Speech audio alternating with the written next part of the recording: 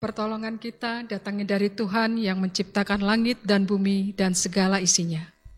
Kasih karunia dan damai sejahtera dari Allah Bapa, Putra, dan Roh Kudus. Amin.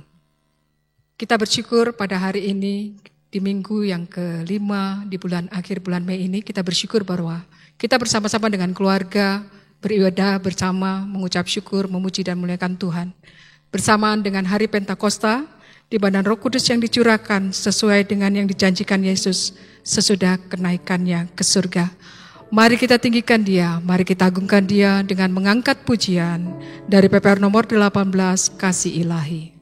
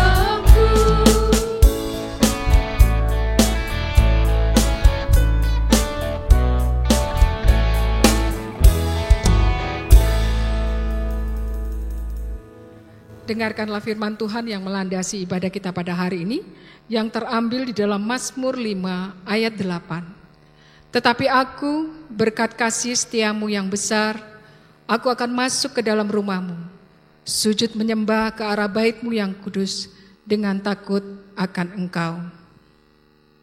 Kita mengucap syukur juga pada hari ini, karena kasih dan anugerah Tuhan di tengah kondisi yang semakin sulit. Kita menyerahkan hidup kita untuk bersandar terus kepada Tuhan.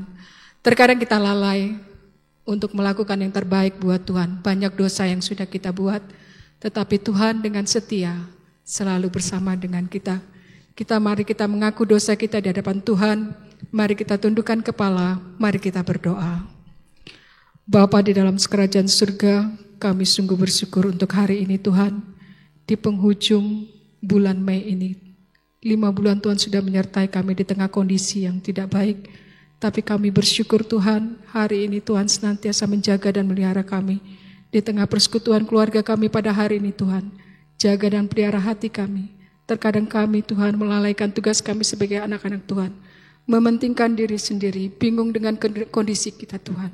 Tetapi kami bersyukur Tuhan sudah menjanjikan yang terbaik dalam kehidupan kami.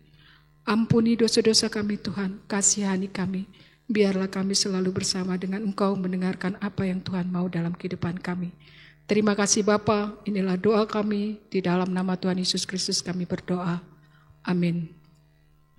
Sebagai orang yang sudah diampuni, dengarkanlah berita anugerah yang terambil dalam Kisah Para Rasul 4 ayat yang ke-12. Dan keselamatan tidak ada di dalam siapapun, juga selain di dalam Dia. Sebab di bawah kolong langit ini tidak ada nama lain yang diberikan kepada manusia yang olehnya kita dapat diselamatkan. Mari kita bersama-sama dengan saudara-saudara kita yang ada di rumah, kita memberikan salam damai, saling bersalam-salaman bersama.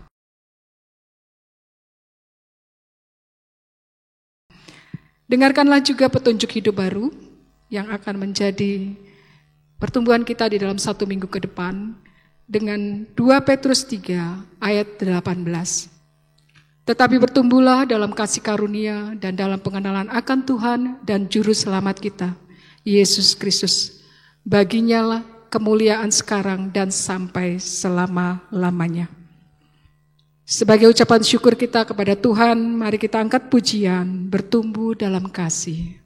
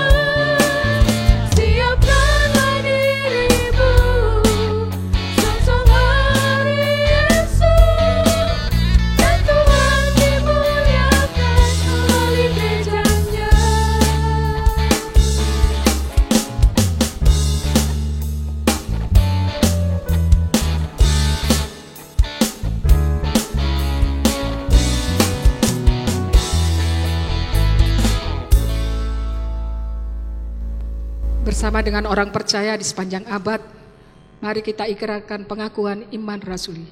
Biarlah masing-masing kita berkata, Aku percaya kepada Allah, Bapa yang Maha Kuasa, Khalik langit dan bumi, dan kepada Yesus Kristus, Anaknya yang tunggal Tuhan kita, yang dikandung dari Roh Kudus, lahir dari anak darah Maria, yang menderita sengsara di bawah pemerintahan Pontius Pilatus, disalibkan, mati dan dikuburkan, turun ke dalam kerajaan maut. Pada hari yang ketiga, bangkit pula dari antara orang mati, naik ke surga, duduk di sebelah kanan Allah, Bapa yang Maha Kuasa.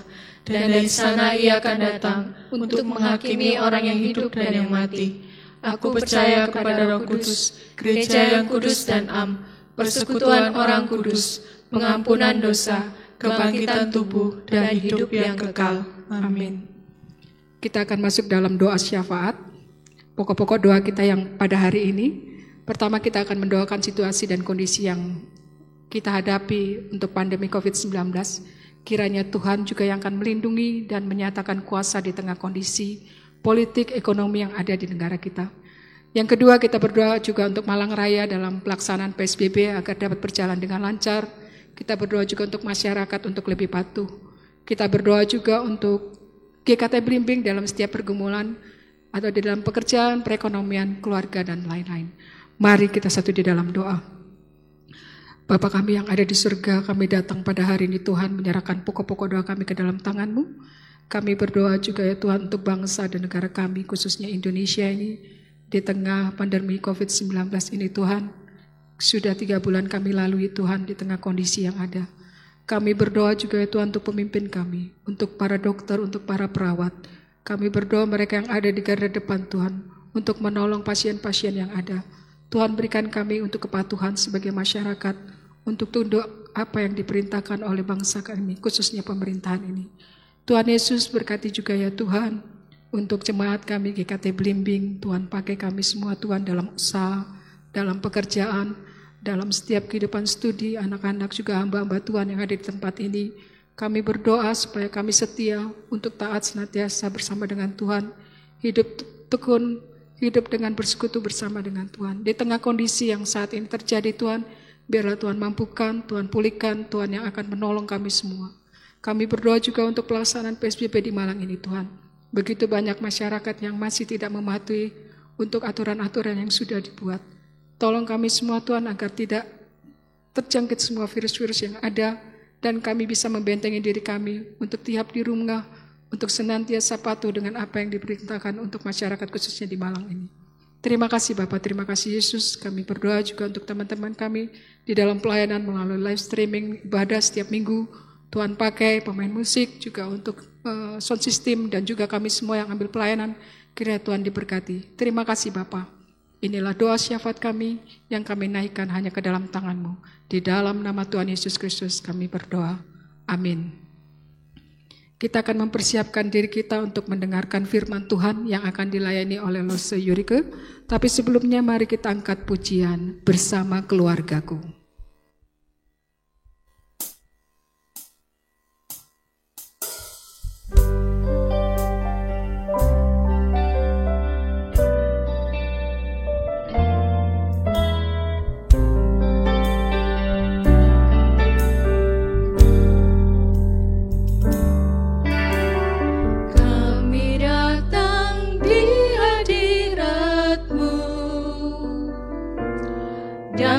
Satu kasih dengan bersehati, berjanji setia sampai akhir, mengasihimu Yesus.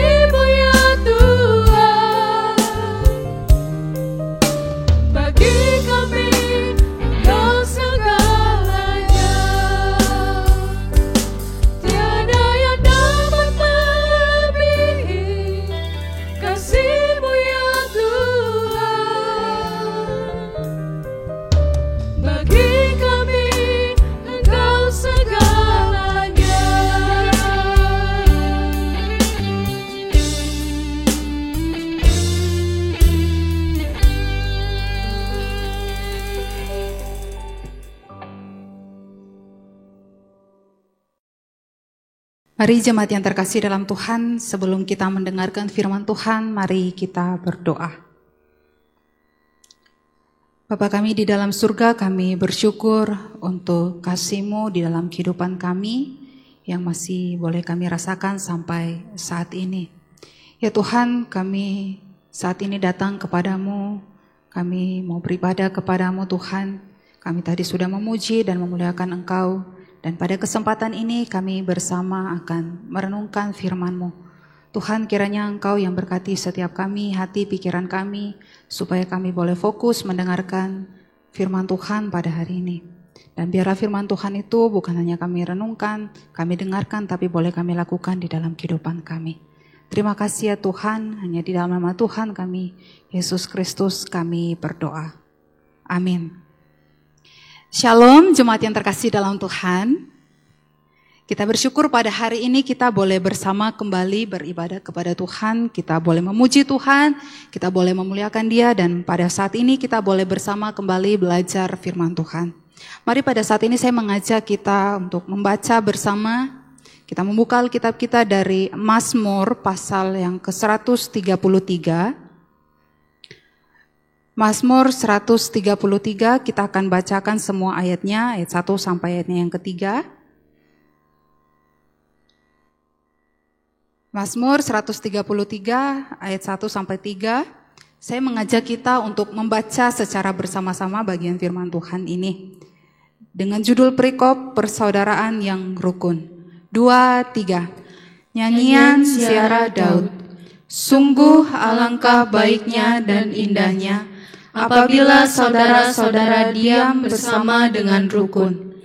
Seperti minyak yang baik di atas kepala, meleleh ke janggut, yang meleleh ke janggut Harun dan ke leher jubahnya.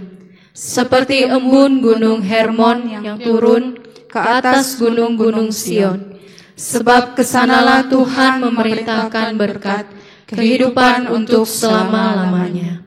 Demikian jawab pembacaan Alkitab kita pada hari ini. Diberkatilah setiap kita yang membaca, merenungkan, terlebih lagi melakukan firman Tuhan itu di dalam kehidupan kita setiap hari.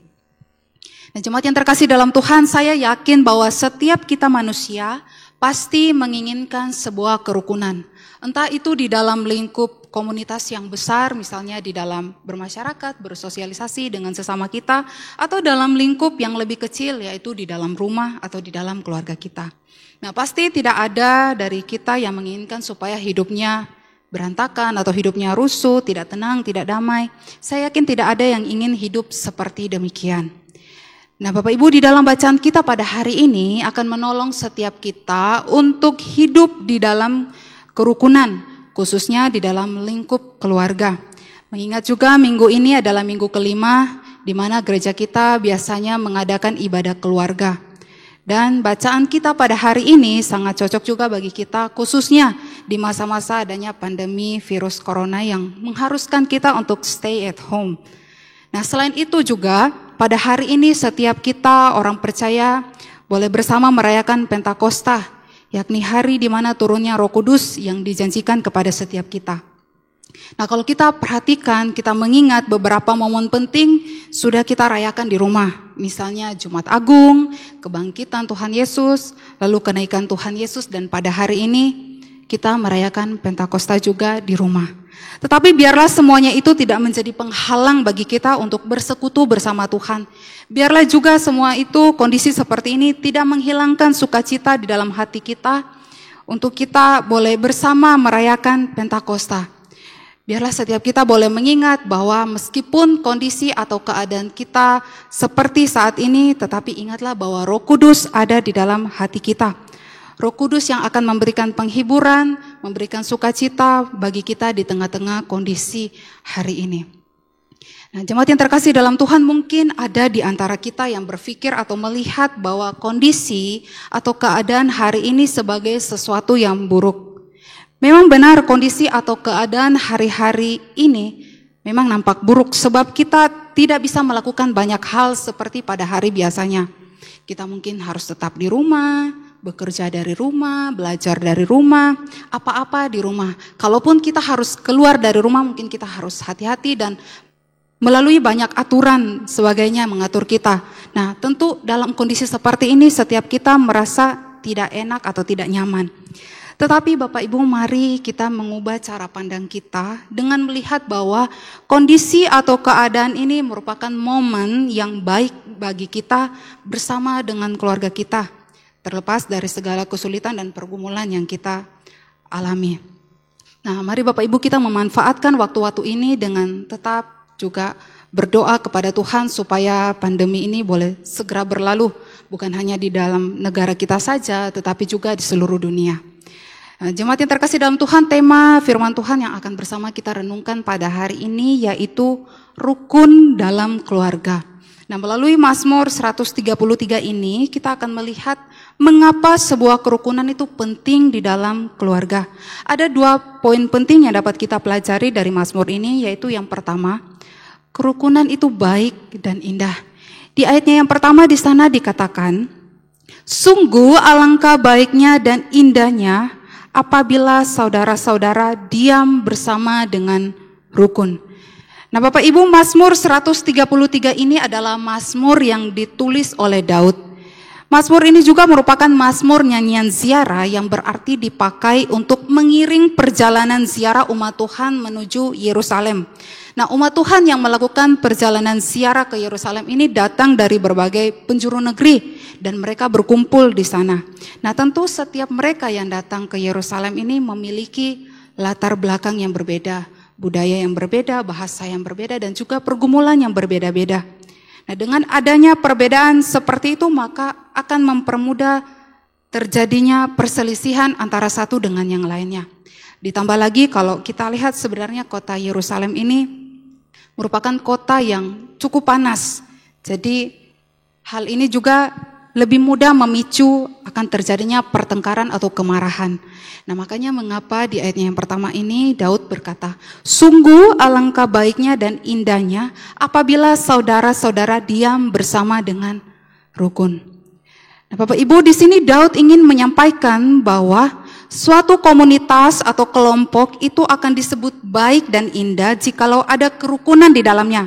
Nah, kata rukun yang digunakan di sini dapat diterjemahkan juga sebagai bersatu atau kesatuan. Nah, setiap kita mungkin dapat membayangkan bagaimana tidak enaknya jikalau dalam sebuah kelompok atau sebuah komunitas tetapi tidak rukun atau tidak ada kesatuan di dalamnya. Nah, pasti akan menimbulkan kerusuhan, perselisihan, pertengkaran, bahkan dapat menyebabkan perpecahan.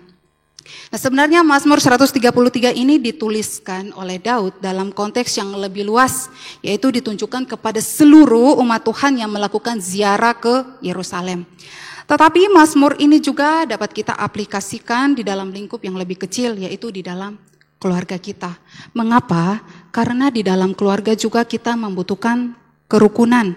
Jikalau sebuah keluarga tidak rukun, maka bahaya perpecahan itu bisa saja terjadi. Nah, selain itu juga di sana ada kata indahnya gitu ya. Di sana dibilang alangkah baiknya dan indahnya. Nah, kata indahnya di sini menurut beberapa terjemahan versi bahasa Inggrisnya itu lebih mengarah kepada kesenangan atau perasaan yang menyenangkan. Yang artinya adalah kerukunan itu bukan hanya baik saja tetapi juga menyenangkan bagi mereka yang merasakannya. Nah, Bapak Ibu, saya mau menunjukkan sebuah gambar bagi setiap kita. Nah, gambar yang saya tunjukkan ini menggambarkan tentang kerukunan. Saya coba menggambarkan tentang kerukunan seperti taman bunga yang dipenuhi oleh berbagai jenis bunga yang berbeda-beda. Meskipun berbeda, tetapi terlihat menyegarkan mata dan juga menyenangkan bagi orang-orang yang datang ke taman bunga tersebut. Nah, begitu juga di dalam komunitas atau di dalam keluarga. Pasti setiap anggotanya memiliki perbedaan masing-masing. Entah itu perbedaan sifat, pemikiran, dan lain sebagainya. Tetapi disitulah letak keindahannya karena perbedaan yang disatukan. Nah, terkadang juga di dalam sebuah kelompok atau komunitas, jikalau di dalamnya sudah tidak ada kerukunan atau kesatuan, maka cara terbaik untuk mengatasinya adalah dengan berpisah, sehingga tidak menimbulkan kebencian yang mendalam bagi tiap-tiap anggota di dalamnya. Nah, begitu juga di dalam keluarga. Mengapa sebuah keluarga, khususnya suami dan istri, memilih untuk berpisah? Karena mereka sudah tidak rukun lagi. Daripada mereka hidup bersama, lalu mereka saling menyakiti, berpisah adalah cara yang lebih baik, sehingga mereka tidak saling menyakiti lagi.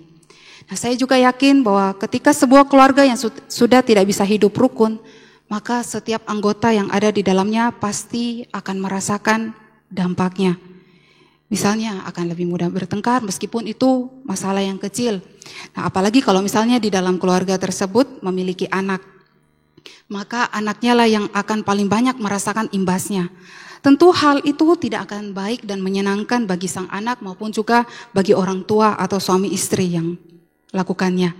Dan jemaat yang terkasih dalam Tuhan, kita hari ini diingatkan melalui kebenaran firman Tuhan ini untuk membangun kerukunan di dalam keluarga kita. Memang tidak dapat dipungkiri bahwa pasti akan ada masalah di dalamnya, tetapi belajarlah untuk menyelesaikan tiap persoalan itu dengan baik, dengan terbuka, dan juga dengan saling menerima setiap pendapat atau pemikiran masing-masing. Jikalau kita meneliti kehidupan Daud, Bapak Ibu, dia adalah raja yang memiliki banyak istri dan juga banyak gundik gitu ya. Tentu itu bukan perkara yang mudah bagi Daud untuk tinggal bersama dengan istri dan gundiknya yang begitu banyak, belum juga anak-anaknya yang banyak gitu kan. Tetapi Daud dia bisa mengatasi hal tersebut.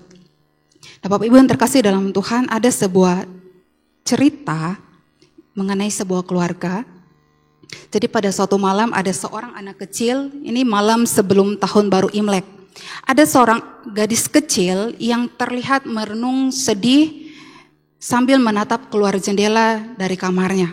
Nah, gadis kecil ini dia memperhatikan suasana malam yang sedang diselimuti oleh hujan yang lebat. Nah, gadis kecil ini nampak sedang bersedih karena dia merasa kesepian. Karena kehidupan di dalam keluarganya yang tidak pernah damai gitu. Selalu berantem. Setiap hari gadis kecil ini selalu melihat pertengkaran, perselisihan, perdebatan yang terjadi di antara kedua orang tuanya dan juga kakaknya laki-laki. Nah, gadis kecil ini makin sedih karena dia mengingat sebentar lagi sudah akan tahun baru Imlek. Tetapi keluarganya ini tidak bahagia. Dia selalu melihat kakaknya yang suka merengek kepada orang tuanya supaya dibelikan sepeda motor. Tetapi orang tuanya tidak mau membelikan karena takut kakaknya ini kalau dibelikan sepeda motor nanti ngebut dan akhirnya kecelakaan.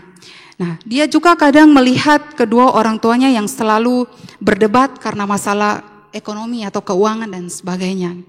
Nah, saat dia sedang asik merenung, tiba-tiba saja gadis ini tidak sengaja melihat ada 4 pria tua yang sedang berjalan di tengah derasnya hujan tersebut. Nah, langsung saja gadis kecil ini dia berlari ke ruang tengah. Dia keluar dari kamarnya, dia berlari ke ruang tengah, lalu dia berteriak memanggil kedua orang tuanya dan juga kepada kakaknya gitu. Lalu dia suruh ke orang tuanya supaya memanggil keempat pria tadi gitu. Lalu akhirnya mereka pun keluar dari rumah dan sang ibu akhirnya memanggil keempat pria tersebut. Sang ibu bilang, "Tuan, di luar sedang hujan lebat. Mari silakan mampir dan berteduh di rumah kami. Tunggulah sampai hujan reda baru bisa pergi," gitu kan. Nah, lalu keempat pria tua itu berhenti di depan rumah dan mereka memperkenalkan diri mereka gitu, satu persatu. Bapak Ibu, mereka memperkenalkan diri mereka sebagai tuan kekayaan, tuan kesuksesan, tuan kesejahteraan, dan juga tuan kerukunan. Nah, salah seorang dari mereka menjawab sapaan si ibu tadi dengan mengatakan bahwa terima kasih Bu atas kebaikan kalian. Kami senang kalian boleh menyambut kami. Tetapi sebenarnya di antara kami berempat itu ada aturan. Yaitu hanya salah satu dari kami saja yang boleh masuk ke dalam rumahmu. Jadi siapakah yang ingin Anda undang untuk masuk ke dalam rumah Anda? Nah, langsung saja sang ayah pun berkata, "Kami seharusnya mengundang masuk kekayaan. Dengan begitu kami bisa mendapat kehidupan yang nyaman dan menyenangkan." Tiba-tiba si kakaknya menimpali, "Jangan, pilih kesuksesan saja. Aku ingin keluargaku bangga padaku. Dan tentunya kalau saya sukses maka saya bisa membeli sepeda motor yang saya impikan," gitu. Lalu sang ibu juga menimpali, ibunya bilang, "Tunggu, kupikir kesejahteraan yang paling penting. Karena kalau kita sejahtera maka kita tidak akan berkekurangan. Kita juga akan selalu sehat." Lalu tiba-tiba si gadis kecil yang sejak tadi hanya diam, dia bertanya pada ibunya, "Ibu, kerukunan itu apa? Kenapa tidak ada yang mau mengajak kerukunan masuk ke dalam rumah?" Tiba-tiba mereka semua terdiam. Hingga akhirnya sang ayah pun berkata, iya benar. Kenapa kita tidak undang kerukunan? Tahun baru sebentar lagi akan datang. Dan sudah seharusnya lah kita sekeluarga rukun dan damai. Tidak peduli kita kaya, sukses, atau sejahtera. Jika kita rukun pasti kita akan bahagia. Jadi kita putuskan untuk mengundang tuan kerukunan untuk masuk ke dalam rumah kita. Lalu akhirnya tuan yang bernama kerukunan ini pun masuk ke dalam rumah. Tetapi ternyata ketiga pria tua lainnya itu juga ikut masuk bersama-sama ke dalam rumah. Nah, pemilik rumah ini mereka bingung. Lalu sang ayah pun bertanya, loh, katanya tadi hanya boleh salah satu aja yang masuk ke dalam rumah. Tapi kenapa sekarang semuanya masuk? Lalu mereka pun menjawab, kami punya aturan lain. Jika kerukunan yang diundang masuk, maka kesejahteraan, kesuksesan, dan juga kekayaan akan mengikutinya. Nah, lalu akhirnya si gadis kecil tadi pun dia berkata dengan penuh sukacita, dengan bahagia gitu ya. Oh, sekarang saya mengerti. Kita bisa bahagia kalau kita hidup rukun. Nah, jemaat yang terkasih dalam Tuhan, ini hanya ilustrasi saja, ini hanya cerita saja. Jadi dari ilustrasi ini kita dapat belajar bahwa kerukunan adalah bagian terpenting dalam sebuah komunitas ataupun di dalam keluarga. Tidak ada gunanya kita memiliki kekayaan yang melimpah jikalau di dalamnya kita tidak rukun. Karena pasti hati kita tidak akan tenang. Tidak ada gunanya sebuah kesuksesan jikalau keluarga kita tidak rukun. Karena kita juga pasti tidak akan damai. Tidak ada gunanya kita hidup sehat jikalau keluarga kita juga tidak rukun. Kenapa? Karena kita bisa kepikiran dan akhirnya bisa jatuh sakit juga. Karena untuk itulah kerukunan itu sangat penting. Kerukunan akan membawa kebahagiaan dan sukacita di dalam kehidupan setiap kita, di dalam keluarga kita. Memang tidak dapat dipungkiri bahwa di dalam keluarga seringkali terjadi perbedaan pendapat yang mungkin bisa saja menimbulkan perselisihan.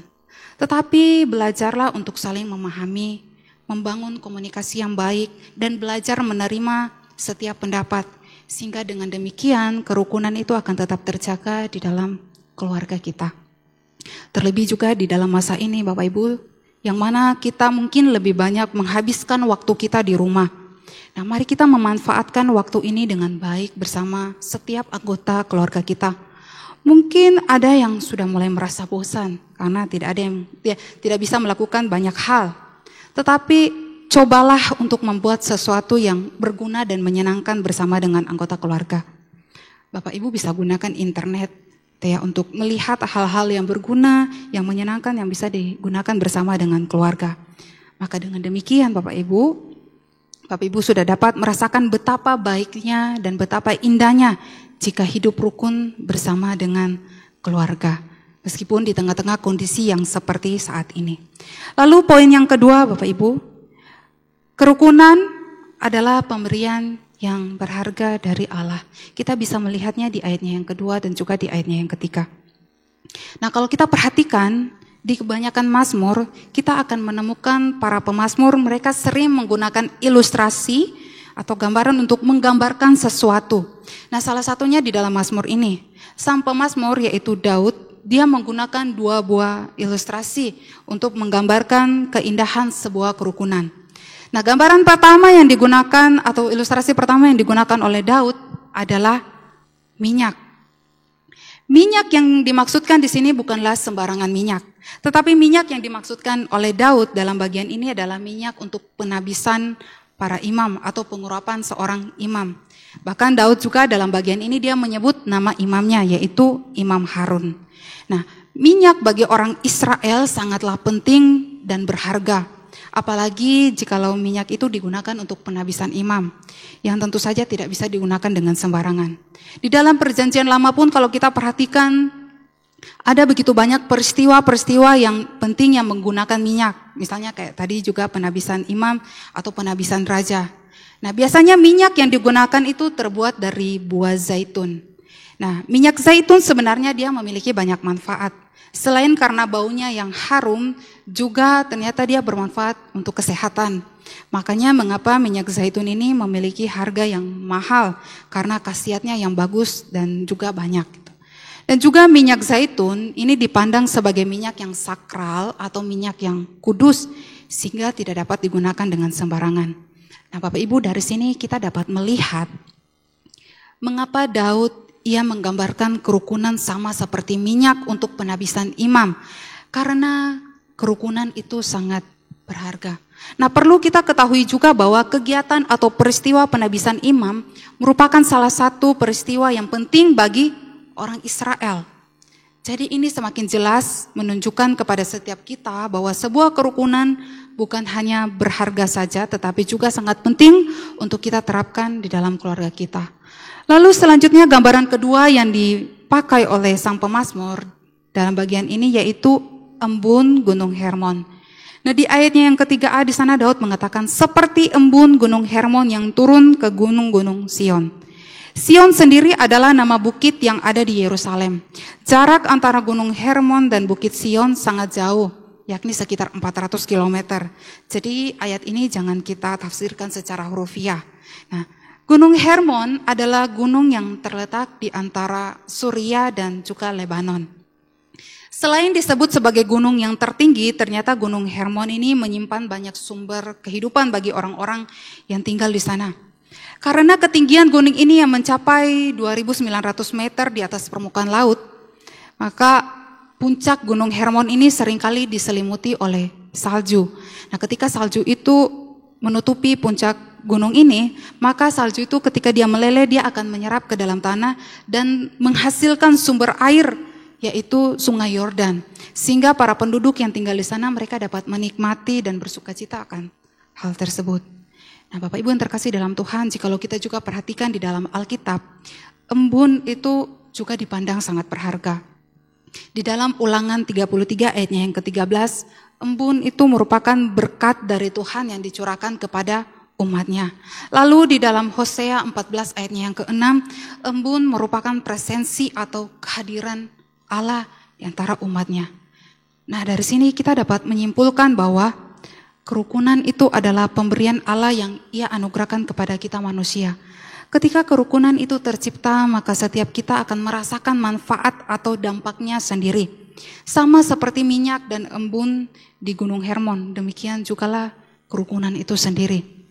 Kerukunan merupakan pemberian Allah yang patut kita syukuri dalam kehidupan ini.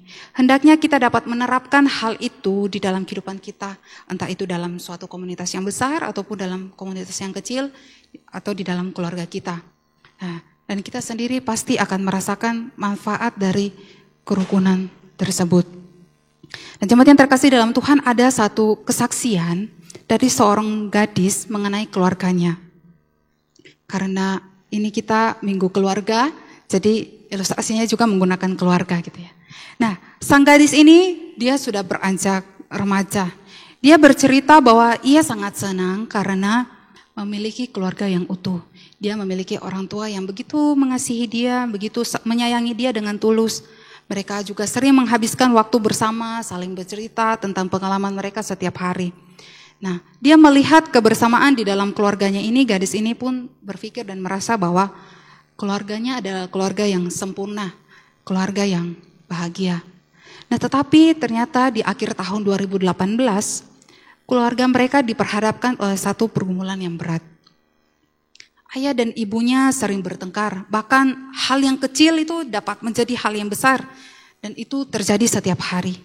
Gadis yang sudah remaja ini pun tiba-tiba teringat bahwa ternyata dulu ketika dia masih duduk di bangku SD, orang tuanya juga pernah bertengkar. Bahkan dia ingat ibunya pernah menangis. Tapi masalah mereka pada hari itu dapat diselesaikan juga hari itu. Jadi setelah bertengkar, besoknya sudah enggak lagi gitu. Tetapi kini dia diperhadapkan lagi dengan situasi yang sama. Hanya saja dalam situasi ini, masalah yang dihadapi oleh keluarganya, oleh kedua orang tuanya ini tidak selesai. Setiap hari dia melihat bagaimana kedua orang tuanya bertengkar. Ia akhirnya tahu bahwa ternyata sumber dari pertengkaran atau perdebatan orang tuanya ini adalah karena sang ayah yang menuduh ibunya berselingkuh. Meski pada kenyataannya sebenarnya ibunya tidak selingkuh gitu. Nah, setiap hari dia melihat kedua orang tuanya bertengkar. Dan setiap kali dia melihat hal itu, maka anak ini dia selalu mengunci dirinya dan bersembunyi di dalam kamar, bahkan dia menangis di dalam kamarnya. Hingga tiba suatu hari akhirnya dia mendengar bahwa kedua orang tuanya ini memutuskan untuk bercerai. Anak ini sangat terpukul. ia menjadi begitu marah kepada orang tuanya. Dan dia juga marah kepada Tuhan karena mereka keluarga Kristen. Dia marah kepada Tuhan. Mengapa persoalan seperti ini terjadi di dalam keluarganya? Lalu dalam satu kesempatan akhirnya anak ini dia memberanikan diri untuk mengutarakan pendapatnya kepada orang tuanya. Dia marah kepada kedua orang tuanya karena mereka bersikap egois tanpa memikirkan dirinya. Lalu anak ini dia berkata kepada orang tuanya, dia menyuruh mereka untuk merenungkan kembali segala hal yang terjadi di dalam keluarga mereka. Anak itu menyuruh orang tuanya mengingat kembali masa di mana mereka menikah. Masa di mana mereka berjanji di hadapan Tuhan, berjanji di hadapan keluarga mereka, berjanji di hadapan jemaat Tuhan. Hingga mereka memiliki dia sebagai anak. Dan mereka menjalani hidup-hidup mereka dengan sukacita, dengan bahagia. Nah, ketika anak itu mengatakan demikian, ternyata hal itu mengagetkan kedua orang tuanya. Hingga akhirnya mereka sadar bahwa apa yang mereka lakukan itu salah. Akhir cerita keluarga ini kembali harmonis. Dan mereka menyadari bahwa keluarga adalah anugerah Tuhan yang tidak dapat digantikan oleh apapun. Bahkan tidak ternilai harganya. Nah, jemaat yang terkasih dalam Tuhan, melalui kisah ini kita diingatkan bahwa keluarga adalah pemberian Tuhan yang begitu berharga. Kerukunan juga merupakan pemberian Tuhan yang berharga di dalam keluarga. Momen bersama keluarga adalah momen yang berharga yang tidak dapat digantikan oleh apapun. Di dalam keluarga lah kita dapat belajar banyak hal. Bahkan melalui keluarga juga kita dibentuk kepribadian kita. Apabila di dalam keluarga tidak ada kerukunan, maka kita sebagai anggota di dalam keluarga itu juga pasti akan mengalami dampaknya gitu. Nah, jemaat yang terkasih dalam Tuhan, kerukunan dan keluarga adalah dua hal yang berharga. Jikalau kedua hal ini kita padukan, kita satukan, maka akan memberikan dampak yang baik bagi setiap kita. Seperti gambaran yang digunakan Daud tadi, yaitu minyak dan embun Gunung Hermon, yang sama-sama membawa sukacita dan kebaikan bagi mereka yang menikmatinya, bagi mereka yang merasakannya. Nah, marilah kita menghadirkan kerukunan di dalam keluarga kita sebagai pemberian Tuhan yang berharga dan tak ternilai harganya. Jemaat yang terkasih dalam Tuhan, di masa-masa seperti sekarang ini, dengan adanya pandemi virus corona, saya yakin waktu yang kita habiskan lebih banyak bersama dengan keluarga di rumah. Kecuali orang-orang yang memang harus bekerja di luar rumah atau mereka yang berada di perantauan ya, kayak saya gitu, jauh dari keluarga gitu. Nah, mari kita menghargai dan mempergunakan momen ini dengan baik bersama dengan keluarga kita. Mungkin dari Bapak Ibu yang selama ini bekerja mungkin banyak menghabiskan waktu di luar, sehingga tidak punya waktu untuk berkumpul bersama dengan keluarga. Nah, di momen inilah Bapak Ibu kita dapat menghabiskan waktu kita bersama dengan keluarga kita. Mari kita belajar melihat momen ini bersama dengan keluarga sebagai sebuah pemberian Allah bagi kita yang tidak dapat digantikan oleh apapun. Nah, biarlah firman Tuhan pada hari ini boleh mengingatkan bagi setiap kita bahwa betapa pentingnya menciptakan kerukunan di dalam keluarga kita. Biarlah juga dalam momen ini, dalam masa stay at home ini, setiap kita boleh terus mendekatkan diri kita bersama dengan keluarga kita. Selain itu, usahakanlah untuk membangun mezbah keluarga, mengadakan persekutuan bersama dengan keluarga, sehingga hal itu semakin mempererat ikatan antara satu dengan yang lainnya di dalam Tuhan. Nah, jadikanlah Kristus sebagai kepala keluarga yang memimpin dan menopang, sehingga keluarga kita pun dapat berdiri kokoh dalam situasi atau kondisi apapun itu. Amin. Demikian firman Tuhan kita pada hari ini. Mari kita berdoa. Bapa kami di dalam surga, kami bersyukur ya Tuhan untuk kesempatan yang Tuhan berikan pada kami. Kami boleh bersama merenungkan firman Tuhan. Khususnya di minggu kelima ini kami boleh bersama juga berkumpul dengan keluarga kami.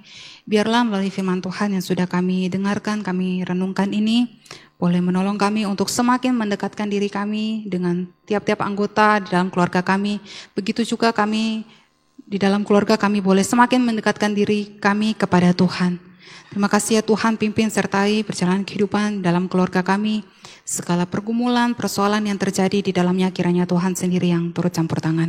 Kami mau menyerahkan segala kegiatan kami di sepanjang hari ini. Kiranya Tuhan yang terus sertai dan tolong setiap kami. Hanya dalam nama Tuhan kami, Yesus Kristus, kami bersyukur dan berdoa. Amin. Kita sudah mendengarkan firman Tuhan. Sebagai ucapan syukur kita akan memberikan persembahan dengan mengangkat pujian Api Roh Suci.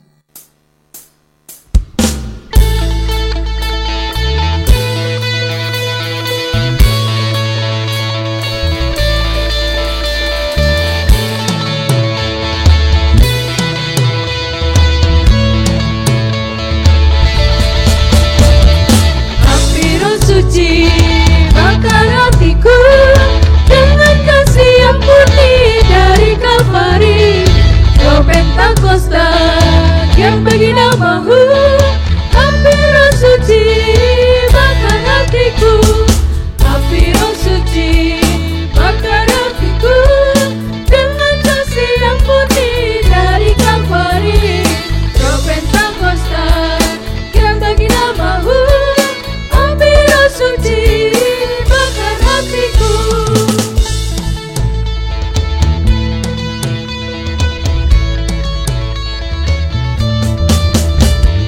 Api Roh Suci bakar hatiku dengan kasih yang murni dari Kalvari.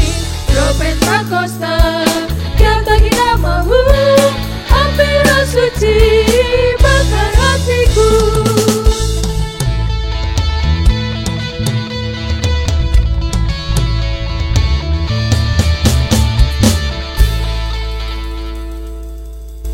Berdoa untuk persembahan. Mari kita satu dalam doa. Bapa di dalam kerajaan surga, terima kasih Tuhan, kami mengucap syukur untuk setiap kasih setia Tuhan di dalam kehidupan kami. Tuhan, pada hari ini Tuhan, kami mau menyisihkan sebagian dari apa yang kami miliki untuk dapat dipergunakan bagi pekerjaan-Mu. Kiranya Tuhan, apa yang kami beri ini Tuhan, boleh dapat dipergunakan dengan semaksimal baik, dengan baik, dan juga dapat dikelola dengan baik oleh majelis. Terima kasih ya Bapa, terpujilah namamu Tuhan, hanya di dalam namamu Yesus Kristus, kami berdoa dan mengucap syukur. Amin. Amin. Kita akan membaca Katekismus Heidelberg minggu ke-22. Bagaimana kebangkitan tubuh dapat menghibur Anda? Bukan hanya jiwa saya yang akan diangkat kepada Kristus Sang Kepala segera setelah kehidupan ini, tetapi tubuh saya juga yang dibangkitkan oleh kuasa Kristus akan disatukan pula dengan jiwa saya dan akan menjadi seperti tubuh Kristus yang mulia. Bagaimana bagian mengenai hidup yang kekal dapat menghibur Anda? Bahwa sebagaimana saya saat ini telah mengalami di dalam hati saya awal dari sukacita kekal, maka setelah kehidupan ini saya akan memiliki keselamatan yang sempurna, yang tidak pernah dilihat oleh mata, dan tidak pernah didengar oleh telinga, dan tidak pernah timbul dalam hati manusia, dan itu adalah untuk memuliakan Allah selama-lamanya. Kita akan mengakhiri ibadah kita pada hari ini. Kita akan menyanyikan doksologi. Doa berkat akan disampaikan oleh Pendeta Antonius, dan kita akhiri dengan Amin Song.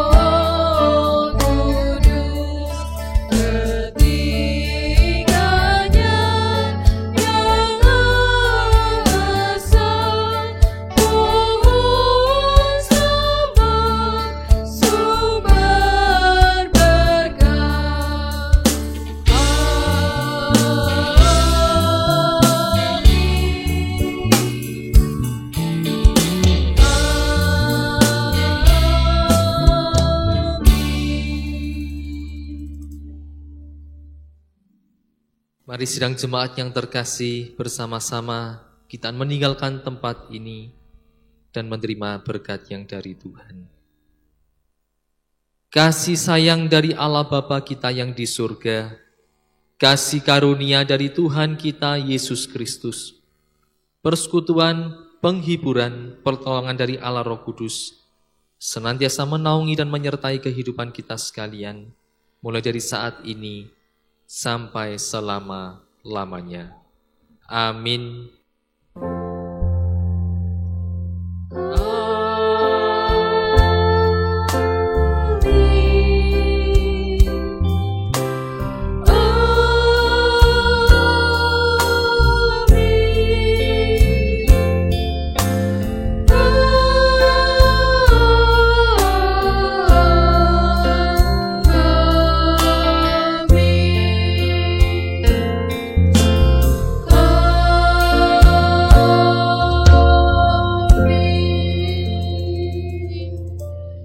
Ibadah selesai, saya persilakan untuk saat teduh. Selamat hari Minggu, Tuhan Yesus memberkati.